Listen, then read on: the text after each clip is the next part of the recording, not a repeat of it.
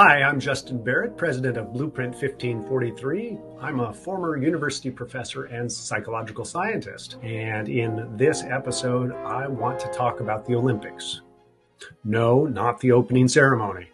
I'm more interested in what we can learn from the amazing physical prowess, coordination, endurance, hard work, and dedication on display from people from all over the world.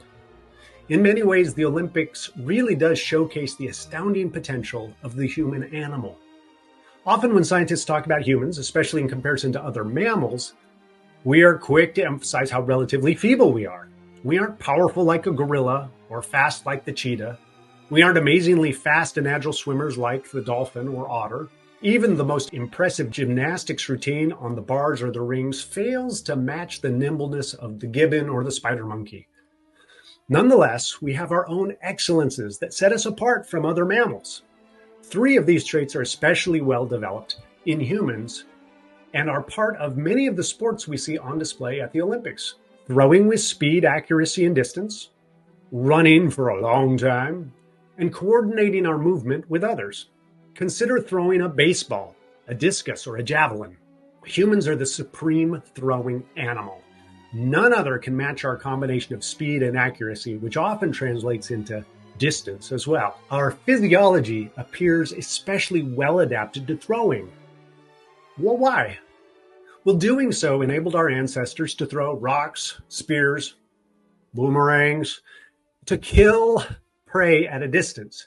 Prey who may have been faster or more agile or even dangerous. This throwing motion is only modestly adapted to give us the ability also to spike a volleyball or deliver a lightning serve in tennis. Second, our speed is underrated, at least when it comes to running fairly fast for a long period of time.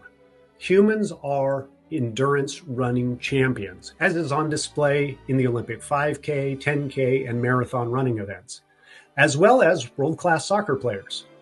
Running upright instead of on all fours, and our relatively small gut, plus some mechanical gains with the length of our legs, the distribution of our leg muscles, an abundance of slow twitch muscle fibers, all enable us to set a pace and keep running and running and running. With practice, humans can run down much quicker animals to exhaustion because of our superior endurance. We can actually hunt antelopes and other kinds of prey that way by just exhausting them, because we have such good endurance compared to other animals. The only mammals that begin to approach humans as endurance runners are the horses and dogs that we selectively bred to try to keep up with us. Our third super trait is a little more obvious. Humans have a unique ability among mammals to coordinate and even synchronize movements with others. Coordination is on full display with many team sports. In basketball, not only does a player have to coordinate their movements with the bouncing of a ball, but to do so in motion, running down the court, while anticipating where teammates and opponents will be at a given point in time, such that a pass can be delivered on target. As wonderfully depicted in the book and movie Boys in the Boat about the U.S. rowing team in the 1936 Olympics, rowing excellence in doubles, 4- and 8-person boats relies heavily on a high degree of synchrony. They have to row as one unit. That's the key to success. Even with their 35% greater pound-for-pound strength, a crew of chimpanzees would have no chance competing against a team of humans in rowing. They just couldn't synchronize their efforts. Humans are the only mammals that can achieve that kind of synchrony. And so there's plenty to be awe-inspired about when it comes to watching the Olympics. These world-class athletes are doing amazing things relative to the rest of us humans, but also they're often doing things that no other mammal could even do, of any sort. But what's a proper response to this awesomeness on display? Let me make a couple of suggestions. First, a proper reaction to these feats of strength, endurance, coordination, and speed is to be moved to worship, not the athlete, but God the creator and sustainer.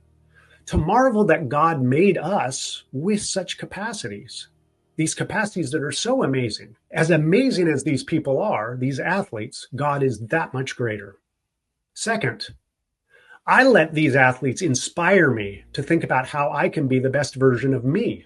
how I can better reach my potential. I find that the Olympics motivate me to push myself a little harder in my own physical exercise. I do tend to sort of go out and run a little bit farther, more frequently, and a little bit faster when the Olympics are on. I don't know about you. But I also try to think about, well, what other gifts might I have that I could better develop and cultivate? Olympic athletes have natural gifts, but a lot of hard work and dedication was necessary to unlock the full potential of these natural gifts. You and I have natural gifts too. Perhaps these are gifts or talents that God has given us to invest wisely and diligently for the sake of God's purposes in the world. Part of the reason I love watching great athletes do great things is when they find the joy in it. There's something magical about watching people enjoy what they're really great at. Their joy, their gratitude for their gifts and their opportunities to use those gifts can be infectious and inspiring. So I hope that watching the Olympics is inspiring for you. Thanks for tuning in. Like, subscribe, leave comments if you want to hear me reflect on other kinds of topics or issues. And in the meantime, keep on thriving.